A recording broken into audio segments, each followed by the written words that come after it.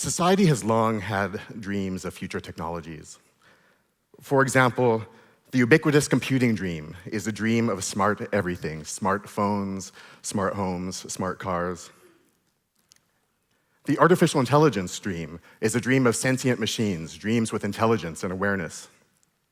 And I contend that there is another type of technological dream that we've heard a little bit about today in the previous session.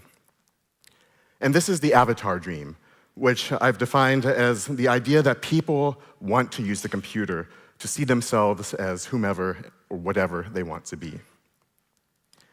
So an article that I wrote for the communications of the ACM, a computer science magazine, has argued that there are two components to this avatar dream. The first one is simply technical. This is enabling users to control a surrogate for themselves in virtual worlds. But the second part is experiential. This is using virtual selves to experience experiences beyond that which we encounter in the physical world. These range from having new abilities to understanding the experiences of others, that is, people of another background or even another type of creature. But what I argue is that this is not enough. We need to reimagine the avatar dream as one that takes society and culture into account. Now, these days, nearly everybody uses virtual identities. If you have a social media profile, if you play video games using an avatar, if you have an online shopping account, you use a virtual identity. And given the widespread and growing use of these virtual identities, it's imperative to better understand their impacts and to establish best practices for using them. Yet beyond this, there are also many ways that social assumptions are embedded into these social identities. They embed our biases, they embed our stereotypes, and many more kind of social ideas. And that's the impetus for the core message today, is that as we begin to use these type of systems, they in fact begin to reinvigorate some of the same kind of phenomena that we know from the physical world. So many of you know this image. This is from the classic Kenneth and Mamie Clark study from the 1940s, in which African-American school children are asked to pick which is the baby doll that looks nice, which is the good doll, and so on. And you see, with most probability, which one they tended to select. One thing that's less reported about this is that they were also asked which doll is like you, and at that point, some of the kids even burst into tears as they began to choose. They realized that they chose a doll that was in fact different than their physical existence in the physical world. And that's the idea for today's session. It's that virtual identities impact our performance, our engagement, our senses of self, and our perspectives of others.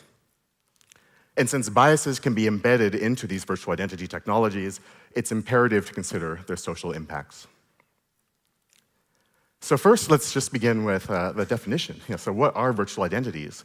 And so for me, the reason I like to make this distinction is because people often contrast the virtual with the real. I'd rather contrast the virtual with the physical, because if you consider issues such as online bullying or threats of violence, then you begin to think that these experiences have real impacts on ourselves and our livelihoods.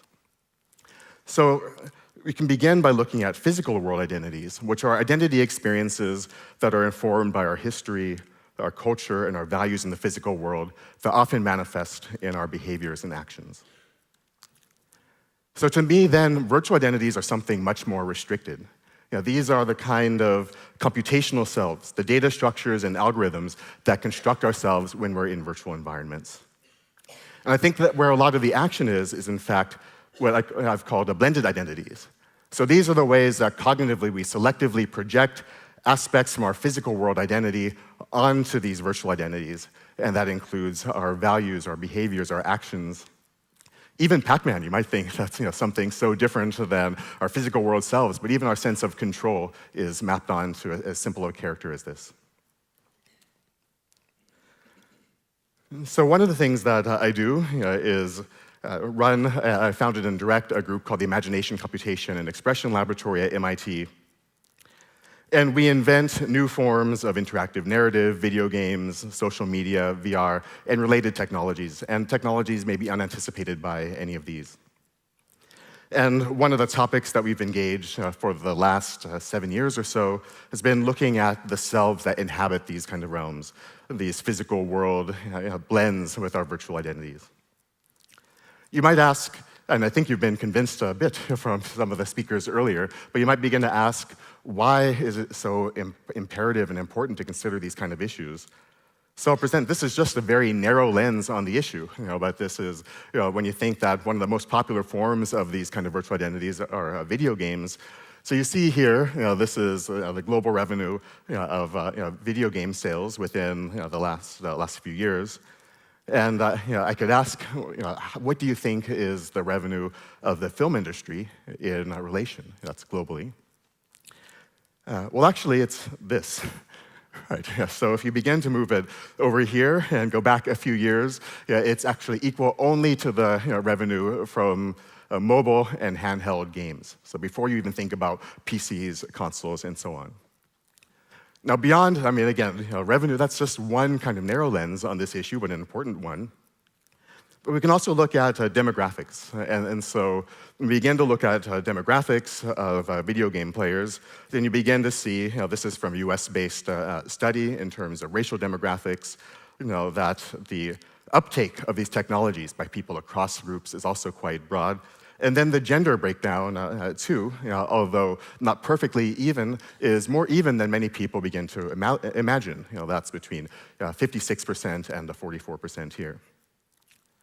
And for other types of virtual identities, so this is from another study looking at social media, you begin to see that in various groups that the majority of people have begun to use these kind of technologies.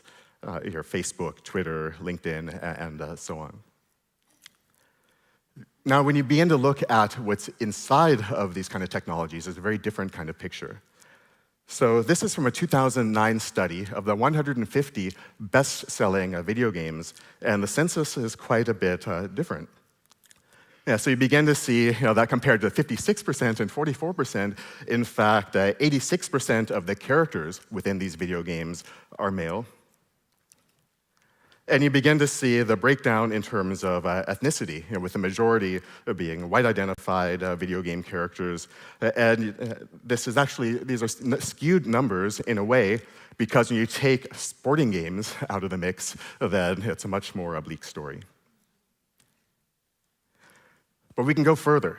So when you begin to think more, another study has shown that 90% of African American and black females in general, and it's not a great picture for white females either. 45% of white females were depicted as props or victims of violence in these best-selling games. And we can go even further in this kind of direction. So this is 73% of women have faced online attacks, that's threats, cyber-stalking, and so on. And that women are 27 times more likely to be victimized on the internet than men.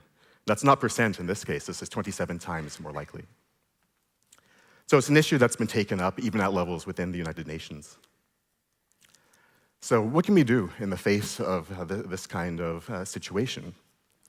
A lot of people these days also talk about algorithmic bias, the way that these biases find their way into the algorithms that we use, the way that cameras on popular computing devices are not calibrated for particular skin tones, in fact, rendering some people invisible, right? So in the face of this, then what can we do? And especially you think, I've given a talk at one place and someone saw my CV and said, digital media and artificial intelligence, isn't that part of the evil empire? And so what I thought was, well, could we also begin to use these kind of technologies, in fact, to analyze these systems? So to turn the lens around, it began to think, how can we reveal some of the biases that are built into these systems? And so I'll give at least one example of analysis and a few examples of systems that we've designed that are expressive systems to intervene in this situation.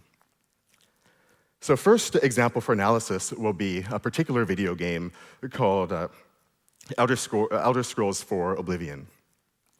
So it's a very popular game series for those of you who aren't familiar with this series. It's a role-playing game, a computer role-playing game, something like a Dungeons & Dragons style genre. And I should also say that in terms of impact, I mean, these are very much best-selling games. So the sequel, I mean, it's one of the best-selling role-playing games and computer games of all time. This, you could say, made $217 million adjusted for inflation on its first day of sales. So to contrast this, Star Wars, the original Star Wars, adjusted for inflation on its best weekend, made $27.2 million. So that's 217 million versus 27 million. So that's just to give you a sense of the kind of scope of uptake of this kind of system. And when you play this game, you have a lot of ways to customize your representation within it. Just to give you some sense, these are the set of sliders just for your cheeks within the game. So you imagine if you want to completely customize your physiognomy, how many kind of options that you have. There's a huge array of kind of customization options in terms of the physical appearance, but also in terms of your statistical attributes, your agility and your speed and your intelligence and willpower and so forth. And this, I'll read off just a little bit of this for you. There are a number of different kind of racial and ethnic groups that are represented within the game. And just to look at a couple of these, so if you compare the orcs to the Argonians, both kind of non-human types within this, the female avatars are given higher intelligence than their male counterparts. That's just cooked into the system. There's nothing you can do about that by default. At the same time, when you look at different groups, so I should say also, this isn't in any sense to malign this particular kind of game. I mean, it's just a representative example. In fact, it does a lot better than a lot of these kind of games in terms of the diversity of representations. So you have different kind of groups, like the Bretons are ostensibly the French within this. So you have the Nords as a kind of a Scandinavian group. You have Red Guards, which are the ostensibly black group within it. Imperials are kind of Romans, and so on. But one thing it does differently than other games is it reserves differences between ability that often have been between different types of creature, like humans versus hobbits, and then maps them onto ethnic groups, like French versus Nords within this game. So when you begin to look here and you see the French compared, the Bretons compared to the Red Guard, the black counterparts, in fact, by default, they're going to be 20 points more intelligent than the Red Guards. Right, so I think that's telling. I mean, so some people who are players of this game will argue, because as you move throughout the game, then your abilities change based on what you do. It does predispose you in a way, because if you're better at running and jumping and you practice that, then you end up, say, as a Red Guard, just maximizing your running and jumping ability. But at the same time, you can change your abilities and go in a different direction. But studies have shown that a predominant type of game player are a type of players that are achiever players that try to maximize their scores. And so for this type of player, they're never going to be satisfied if you choose to be one of the kind of groups that's not optimized to play in a particular type of style. But we went further, because you could just read this right off the manual and say which group has better scores by default. So what we wanted to do was see if we could automatically discover some of the kind of deeper biases that are built into this type of system. So we began to use some techniques from statistical analysis and machine learning to perform clustering, so an unsupervised learning approach to looking at categories in this data set. And just to make sure we're all on the same page here, clustering typically will look for shared features between different items. So imagine these are different characters within some game or social media account, and then find similarities and then begin to cluster them together.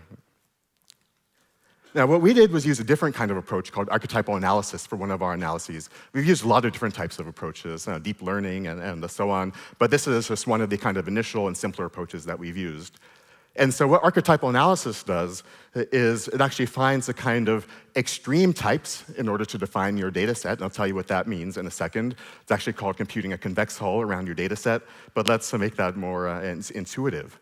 So the idea is, imagine that we're mapping a set of birds. Each one of these points represents some type of bird.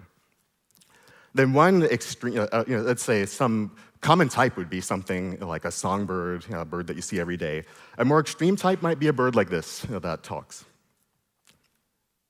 Another kind of extreme type is a bird that doesn't even fly, it just swims. And another type would be one like this, just very angry, not even a physical world bird. And so then what we might imagine is that one like this, which is both a penguin, it talks, and is very angry, is right smack in the middle of this. Right, so the interesting thing about this is that you can then define all of your items in terms of your data set. So I could say that a seabird, for example, is very close to the penguin within this kind of set. This is used for sports analytics and other types of area. And so we took that particular game, we fed in all the data for default race, gender, attributes, and then what emerged from this was 3 archetypes. It's not given to you that you'll find 3 from within this, so that was notable because in games, a lot of times there are 3 types of play pattern that exist. In this case, one that is stealthy and sneaky, a kind of thief type, one that's intelligence-oriented, wizard type, and then one which is a strength-oriented fighter type. So this wasn't something that we put into the system. This just came out from the data when we began to analyze it to find what are the extreme types here. And then what we did was plot out all of the defaults in terms of race, gender, attributes. So here, the males are represented as red, the females as black, and then their proximity to each of these points says how much they represent this archetype. And so one of the things that you can notice here in the fact that we have these male red dots for wizard and for the strength-oriented fighter and the intelligence-oriented wizard again, that females are only optimized to play the thief within this particular game. Right. Similarly, if you take a look at another type, here I mentioned the red guards, and you see the Nords are kind of closely related here as a kind of Viking stereotype, are only associated with the physical strength archetype and have none of the attributes of the intelligence-oriented type within this kind of diagram.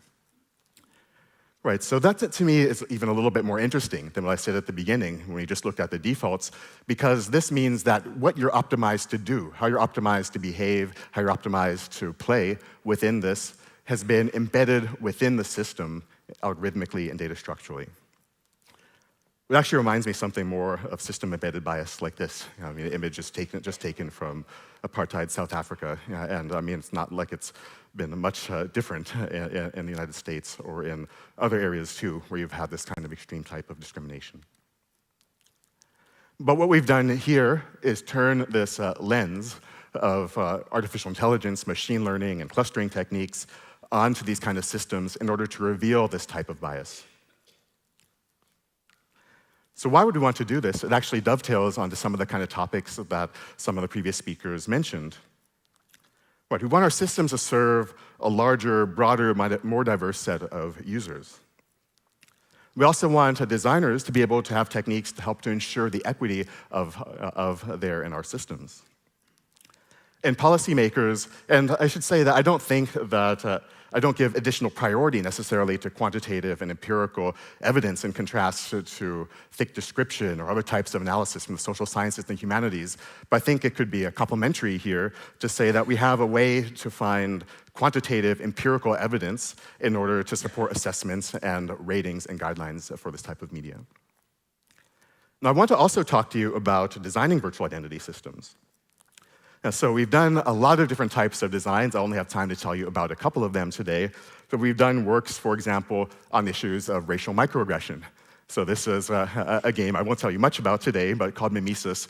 You play as a mimic octopus, which is a type of octopus that imitates other creatures, and you meet a series of other creatures that embody different types of very subtle discrimination in a sense. The kind of experiences are often dismissed as minimally harmful, but in aggregate, clinical psychologists have shown to be detrimental to health and happiness in forms of stress, anxiety, depression, and so forth. So this one represents the alien in one's own land kind of stereotype, where the seahorse says, who's also from the tidal region, says, sorry, we don't get many octopuses around here.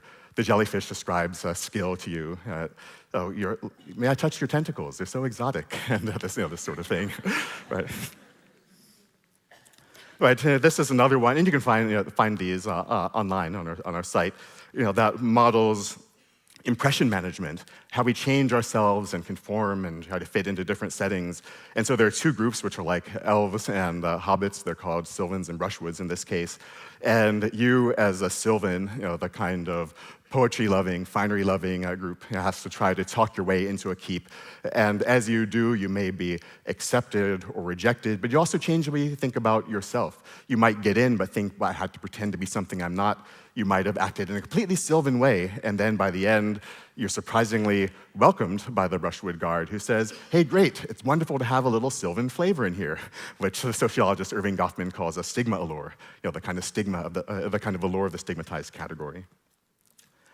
And this is another one that's based, it's not an avatar like a game, but it's one where you actually, it's modeling your musical preference. So it's based on a model of conversation analysis from sociolinguistics, in which as you talk about different artists that you like, your photo wall changes and the way that people respond to you within the setting begins to change. So a different type of way to represent you online. And so one of the ones that I'll talk to you about in more depth today, and actually demo, is called Grayscale.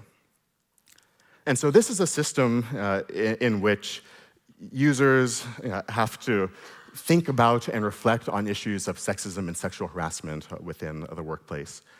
I should say also that a lot of these systems aren't built just as one-off systems. We actually have built a patent-pending engine that models the kind of shifts of identity as you move between different kind of locales. So rather than putting you in the proverbial box, the system can model how people move from the interior to the margins of categories, the trajectory of your category membership over time. So all of this is modeled dynamically to change the experience as you go.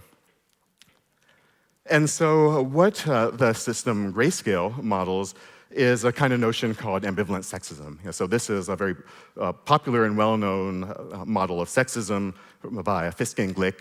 It began originated in 1996 in a paper called the Ambivalent Sexism Inventory. And it's a model that looks at this idea of sexism being split into hostile sexism, the kind that we've heard extreme amount about and has galvanized communities around issues of the Me Too movement and so on, but also kind of a subtle form of sexism. They call it benevolent sexism, but it's not benevolent in the sense that it's anyhow good. It's more like benevolent dictator, right? It's something that we know is oppressive, but has this kind of patina on top of it, of acceptability. And so I'll say just a little bit about this in the ways in which it's no less oppressive.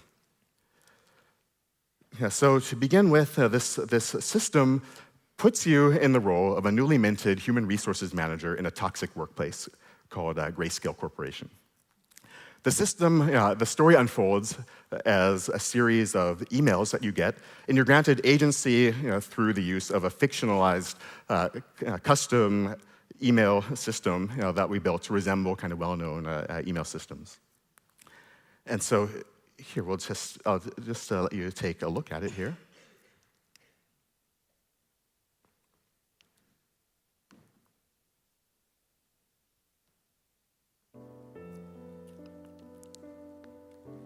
All right, so this is the splash page, and then we have to log in to the system.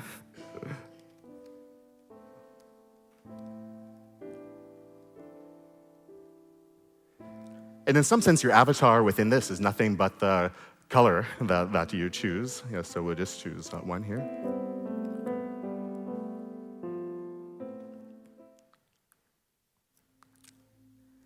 Right, so we first, like I said, it looks just like a streamlined version of email systems you might use.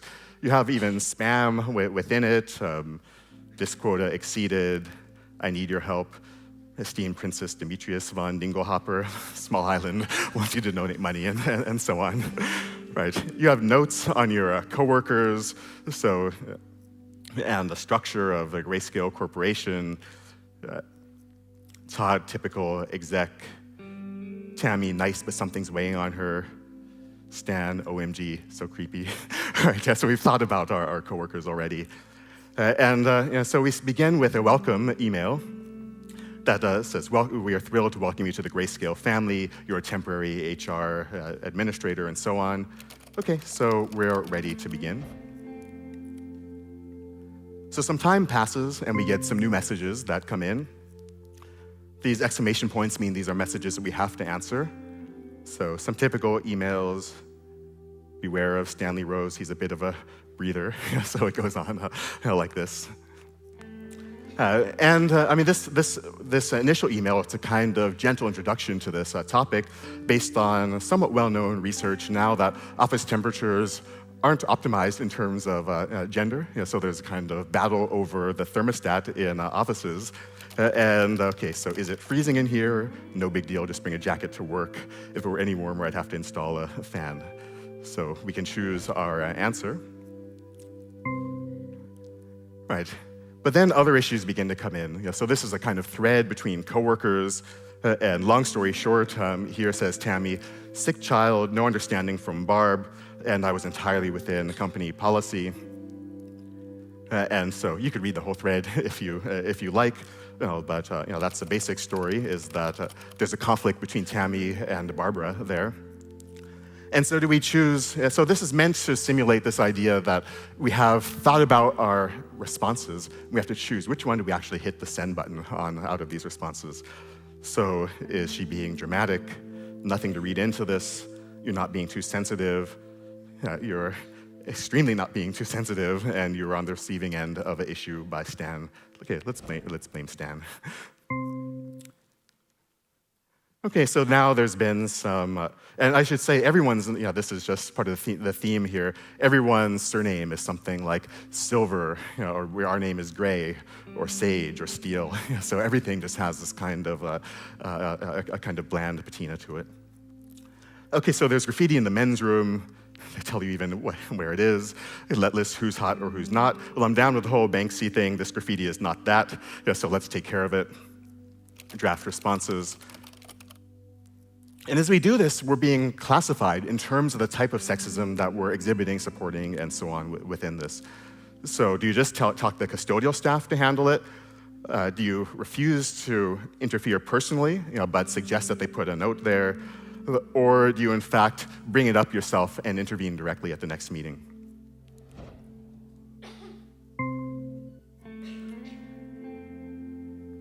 Right, so you get a sense. It goes on like this until you get a kind of evocative ending of the story.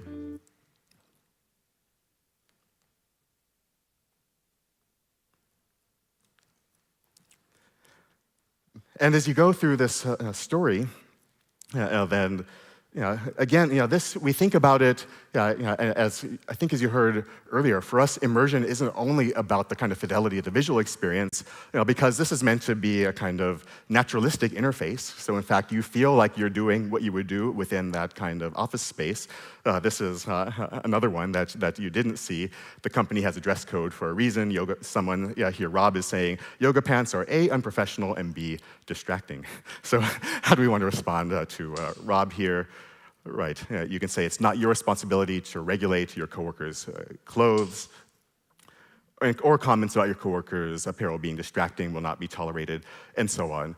So you begin to get a sense of this. And what it's modeling under this ambivalent sexism model is issues like hostile sexism, complementary gender differentiation, the kind of, oh, you must really be good at those kind of people skills that involve emotion and this, this sort of thing.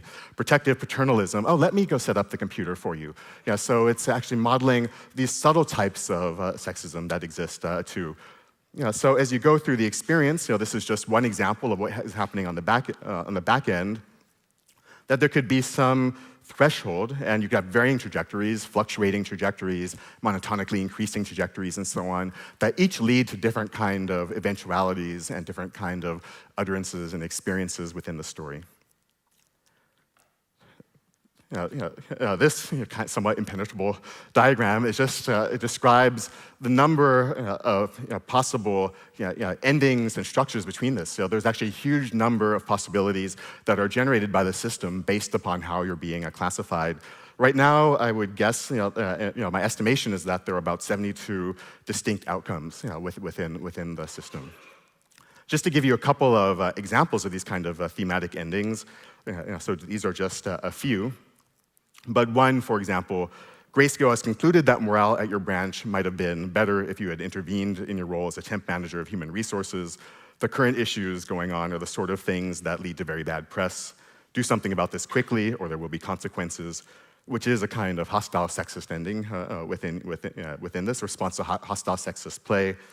Another one, that is, if you actually have been a non-sexist, it appears that your interesting management strategy is working for now.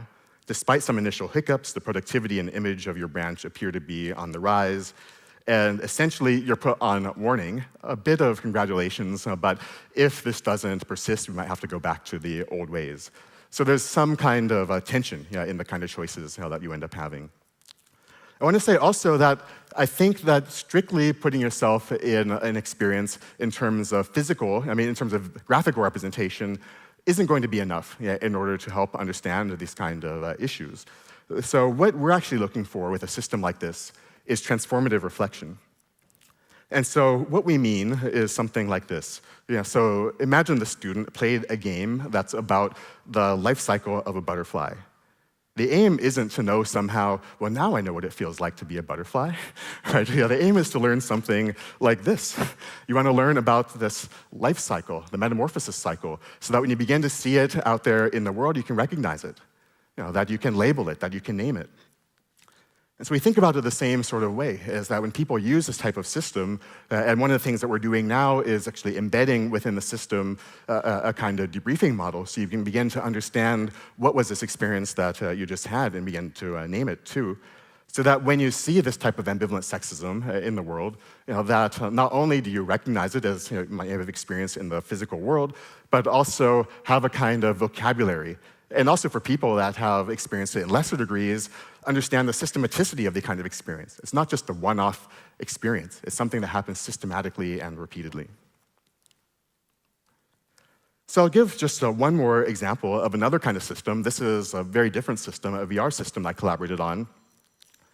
And it's a system that's focused on humanizing the other in the face of war. And so the director of the project is Karim Ben Khalifa, a war photojournalist, and I was a human-computer interaction producer on the project. So this came out of his experiences as a war photojournalist, because when you take these kind of images, when his work has been all over in Le Monde, in New York Times, New Yorker, and so on. When your work is in these kind of periodicals, they're often paired with articles that you didn't necessarily, or most definitely didn't select yourself. And so sometimes it can correspond to your experience on the ground, and sometimes it can be very, very different. And so what he began doing differently to begin to contrast his experience on the ground to stories of people in these in these conflicts was ask basic questions, like, why do you fight? Have you killed before? Where do you see yourself in 10 years? What's peace for you? What's war for you? And the beginning version was just 2 images, say in a gallery, that just had their answers there. They moved into digital versions and then finally discovered VR and began to think, what can we do with a VR system? So I met him, and I was doing this work on interactive narrative and a number of different types of system. We thought, how can we make that experience more dynamic? So a journalistic experience, but one that changes based on your engagement. So I'll tell you more about that in a moment. So as he's traveled to major kind of conflict zones in Gaza, in Congo, with gangs of El Salvador, and so on, then the soldiers were captured. So these were physical world interviews with people, say, outside a mine in East Congo, actually with conflict for the kind of resources used to build devices like this. So we're actually all implicated in this. And so you see this kind of combatants, like we're just on the screen, on either side of the room. It's actually a large space. 5 people go through the experience at a time. Other people who are going through with you look like a kind of silhouette as you move through, so you don't crash into people that are going through the experience with you. Initially, there are images on the wall. You walk to the image, you see a photograph that say, Gilad is on one side, Abu Khalid is on the other side. And then you hear footsteps, and you realize, actually, these soldiers are virtually in this space with me. And they'll call you over. If you move too quickly, they might slow you down. If you're not moving at all, they might call you over. The body language is naturalistic. They are looking at you. They're following your gaze, and so on. There's also an augmented reality version of this too. and also apps to help you think about your kind of implication in the conflicts, again, as you look globally and think about the role that we have within the conflicts themselves. And so again, they're asked these basic kind of questions, but what we worked on together was to make the experience dynamic and give you feedback. So as you're reading the system is also reading you. That means that if you're more nervous or more biased, that changes your experience. In fact, if you look up, you might notice in the virtual experience, there are kind of skylights there, and the more nervous you are over a period of time, you have this feeling of the sun being obscured by clouds on a cloudy day, that kind of darkening kind of feeling. And if you're very attentive, then it begins to lighten. So it's a kind of cinematic effect, but done in a naturalistic kind of way for the environment. You might get feedback from the system. Hey, I noticed you listen more to one than the other, and have to self-reflect on that experience. As you go through further, the epilogue also changes, and you get a kind of different poetic reading depending on your trajectory. Where you're moving between nervousness and bias, where you're moving towards being less nervous as you went, and so on. And then finally, as you get to the end of the experience, there's a kind of virtual mirror, and you move, you see the combatant again, but you realize, actually, they're moving with me. And in fact, you are the combatant that you're least comfortable with as you went through the experience. That is, you could be your enemy if you were raised like the enemy. So I'll move towards conclusion. I want to just show a trailer just to give you a sense of what the experience looked like and some of the kind of impetus for the experience.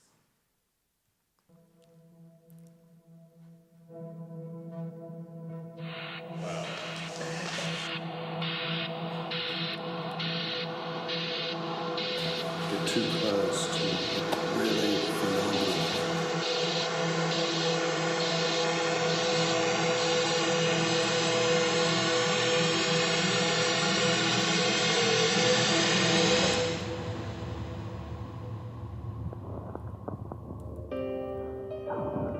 The enemy was born out of my frustration as a photojournalist and war correspondent.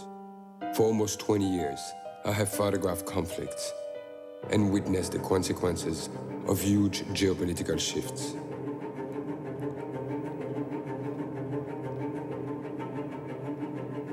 When I became a father, I simply knew I could not keep working on the front lines.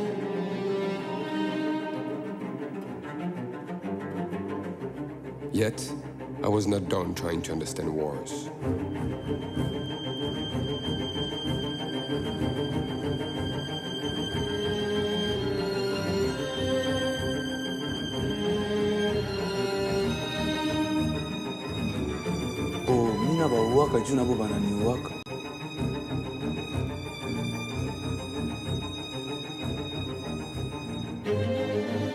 My friends in Israel, when they know I'm heading for Gaza, can't help themselves but to wish me luck and to stay safe.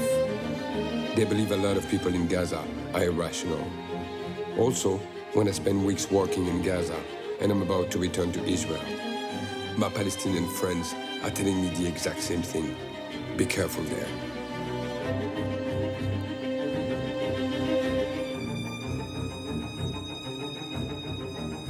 The project is rooted in my experience as a war photographer, going from one side of the front line to the other, and finding that the fighters' dreams, hopes, and nightmares are often more similar than they are different. So there is a bigger story than the war itself, and this is the one I want to explore and share. For the enemy, I am using the latest technologies in virtual and augmented realities, so you can engage directly with the combatants and meet them, hear them, and feel them the way I did.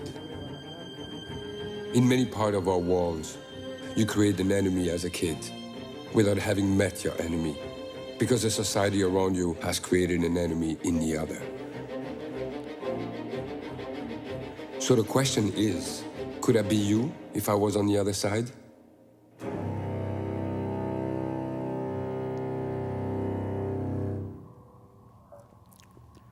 Right, so it gives at least just some kind of sense of this, just a little bit, and the making of it. I want to say just a couple of reflections about the kind of experience, because first, one aspect of it was kind of giving voice to the combatants themselves. too, and they were complicit with the aims of the project. So Karim tells a story, for example, of Gilad, say the first time that he goes into the experience, and actually the first time was just dismissive. And they all say that, right? His wife said something completely different. She said, "This is Gilad, this virtual person. This is my husband. That is right within this experience." But then Gilad said, "But let me go back. Let me go back one more time." And just wanted to engage with the experience a bit more. One interesting follow-up of this is that months later, after a period of intense fighting, Karim called up each of the combatants in order to check, are you okay physically, mentally, and so on. Fortunately, physically, both were relatively okay. I mean, mentally, there was some kind of impact, of course. And so at the end of that conversation, one of the combatants actually said to Karim, something which was completely surprising at that point, based on the prior experience. So Gilad said at this time, "Oh wait, I have one more question for you. That is, how is Abu Khaled doing?" Right. So for us, that was a kind of a mind-blowing experience. I mean, it's again just an anecdote, but this idea that there was some kind of concern, at least in some way, the enemy has been humanized, because the initial reaction was completely different than this. We've had a number of people, I mean, it's been shown at the MIT Museum, it's been shown in Tel Aviv and Paris and multiple places internationally. I mean, a dream is to take it back to think about the next generation of fighters, because that's where you might have more of a kind of intervention and to actually get it back to Congo and so on. So we've shown it to adults, kids, and so forth. I mean, not young children, but say 8th graders and so on. And after a group of 8th graders who were prompted, they had some kind of units where they discussed this kind of issue, engaged it. I mean, their reactions were actually telling in a way. So after seeing Pashian and Jean de Dieu, who are Congolese soldiers, just said, actually, I just wanted to hug them. I mean, these guys, I mean, they actually have been in the bush, just in conflict in the rebel side, and actually are diminutive because of nutrition, about the same size as these 8th grade students. And just the fact that when they heard these reflections about the last time that they remembered peace, say before being conscripted to become a child soldier, was when they were the same age as those students, was a kind of a telling moment. So I think you could say now, what are the kind of impacts of designing these types of systems to reveal bias? So some of the kind of things that we're interested in are, one, thinking about new forms of art and entertainment that begin to use the conventions of the medium in ways that can begin to push the boundaries, especially in terms of social-cultural engagement. Engaging people about social issues in a reflective way. So not only issues like behavior change, but reflection, challenging what were your presuppositions before going into the experience. And then simulating social phenomena as a means of social science research. So that's, again, I think that just appearing as a member from another group is a stepping stone, but it's not enough to really understand experiences of another. And we actually have to be able to model, and I think actually the aim of our systems isn't to say, now emotionally I know what it's like to be somebody else. It's to say that there is a structure and a system, that there is a kind of systematicity to these experiences, that now I understand that this isn't just a one-off experience. Right, so that's a kind of related but different aim that we have here. And that requires going into modeling of social phenomena within these kind of experiences. So then the vision for this talk was then, if I remind you of where we started, that virtual identities impact our performance, our engagement, our senses of self, and our perspectives of others. And since biases can be embedded in virtual identity technologies, it's imperative to consider their social impacts. And we think back to the avatar dream, that's what I posited as this kind of broad social dream that people want to use the computer to see themselves as whomever or whatever they want to be. We actually need to reimagine this dream. We need to reimagine it as something that is an empowering vision in which consideration of its social impacts and its cultural impacts are intrinsic to the act of inventing it. Thank you very much.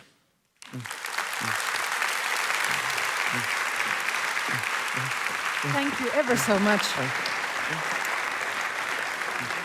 So, it's very difficult to summarize everything you've just said, but very broadly speaking, what you do is analyzing systems to reveal bias, but also a kind of narrative or embodied narrative design to fight bias. So I guess I have to connect back to the previous session and say, where are you on this suggestion of VR as an empathy machine? How much empathy does it build on? What exactly is it that has that effect?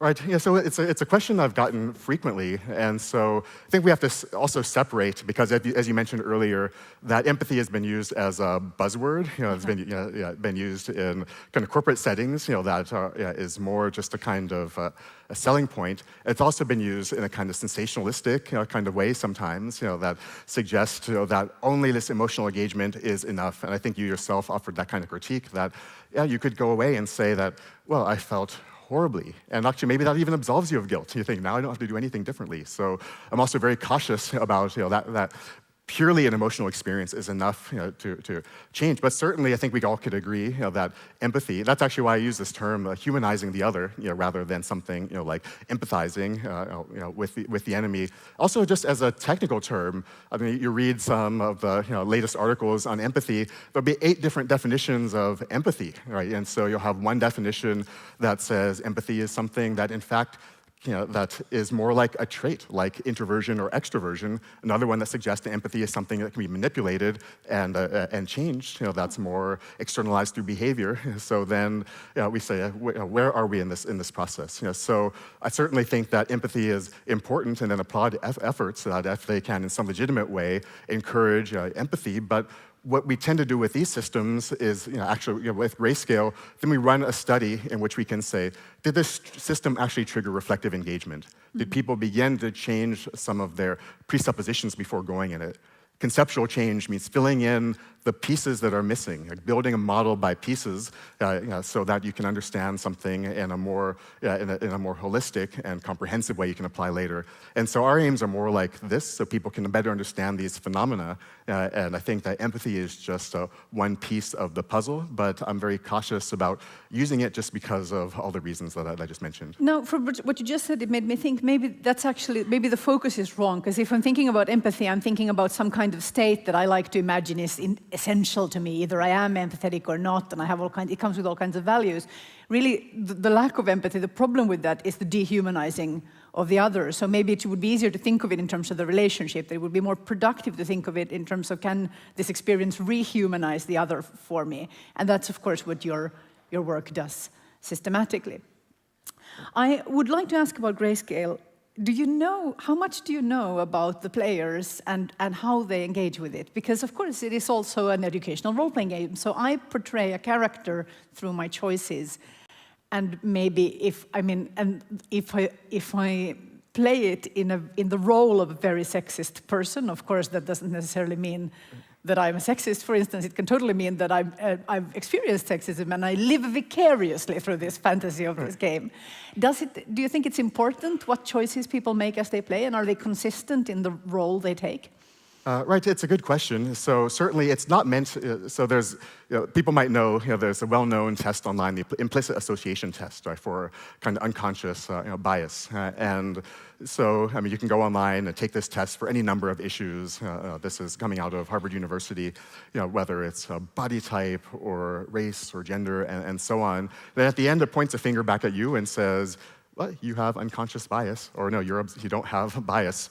And so what we're doing with a system like Grayscale isn't this. The aim isn't to say that because you played in a sexist way or non-sexist way that you are sexist or not. It's rather, even if people begin to explore the system, they begin to see, again, there's a kind of pattern of these kind of behaviors, that sexism breaks down into this kind of phenomena. Like you could say, well, that was a case of complementary gender differentiation. That was a case of protective paternalism. You can begin to recognize some of these kind of experiences. So that's one of the kind of aims. That's a bit different.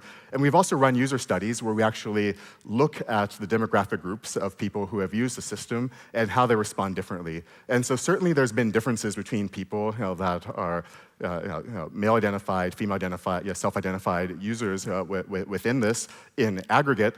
And so one of the kind of things that we can also do is actually give people a small test scenario at the very beginning, see how they respond to that scenario, use that in combination with what we might know about them. And let's say if they're really familiar with this kind of experience, even this particular model, we can change the experience and then make it more subtle in some ways. Or if people are completely oblivious, like, what's going on here? This seems like a fun place to work, right? We can actually amp up the model in a different kind of ways. So we actually, to make the system more adaptive and dynamic, that's actually what I've been more interested in terms of learning about users. So we can make the system more like bespoke stories, custom-made, that you might not get what you want, but you might get what you need. This might be a very technical question, but I was astonished at the level of responsiveness in the enemy.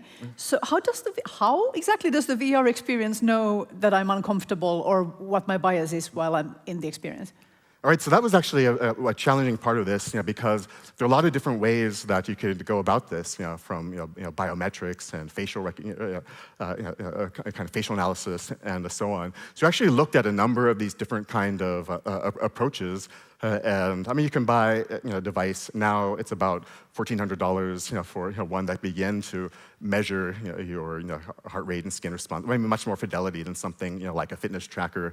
There's EEG devices that are unobtrusive, so we got one of those and began to play around too.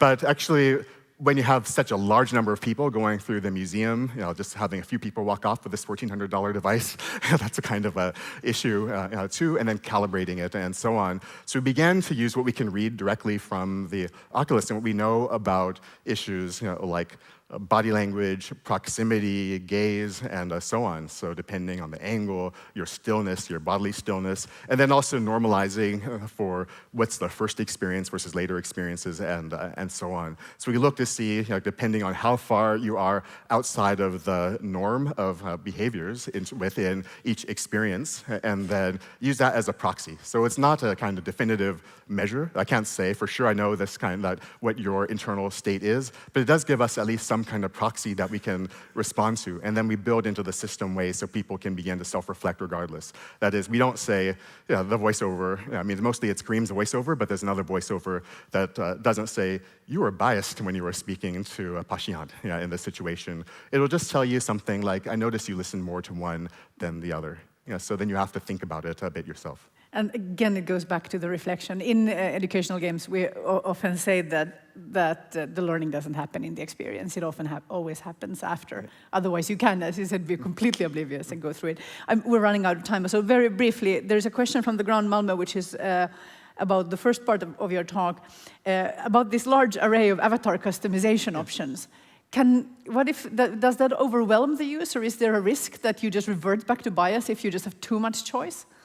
Right, yeah, so I mentioned that just as an example to give you a sense of the array of options you have within this game, and then you actually can make something that visually, and even in terms of ability to some degree, I mean, it can embody a number of kind of diverse personas. But at the same time, there's been research that shows, so Lisa Nakamura, for example, is an author. I mean, one of the many critics, there's a famous cartoon that has, that people have probably seen. I mean, it's spoken about a lot in academia, that on the internet, nobody knows you're a dog. It's two dogs at a computer. And it's meant as this kind of, like almost utopian kind of idea. But what critics always say is that, wait, does that mean that you have to play as a human? Does that mean that you have to be like what people expect you to be when you're in these kind of spaces? And I mean, other research, for example, researchers out of Texas and California, Everett and Watkins, suggest that, in fact, a lot of these games become pedagogical zones for identity. They say they're like racialized pedagogical zones or gender pedagogical zones by extension. That means rather than teaching you about the experiences of others, it in fact people will just bias others. I mean, Nakamura says that basically playing an Asian character in a game for people who are not from that background often play the stereotype. They play as a geisha or a samurai. So that's, again, I think what we need then is to model the kind of experiences. It's not just enough to have the customization options. Certainly having a nice interface and ways to customize with some fidelity is useful, but we're actually interested in going far beyond just the visual and number of options, but to begin thinking about the experiences that you will have regardless what option you you choose. And of course, that also, again, comes back to actual representation on the development side as well. We're running out of time. We could talk about this all night, but I'm sure we can continue the conversation all night or online. Please give a big hand to dear Fox Harrell. Thank you. Thank you. All right.